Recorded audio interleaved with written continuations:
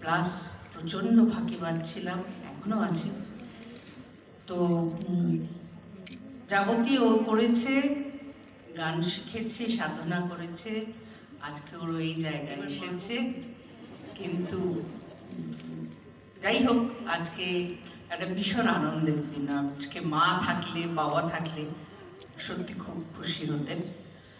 তো চল,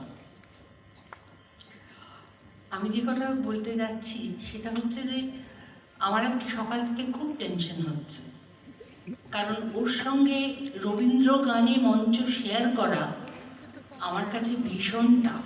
বিশ্বাস করো, এমন এমন ফিল দিয়ে এমনভাবে গাইবে, তারপরে আমি আর দাঁড়াতেই পারবো না। তো সেজন্য শুরু করছি আমরা একসঙ্গে, তারপরে ও যথারীতি এগিয়ে যাবে আমি জানি। তবে আমার জন্য একটু একটু হাততালি দেবেন, ভালো না লাগলে।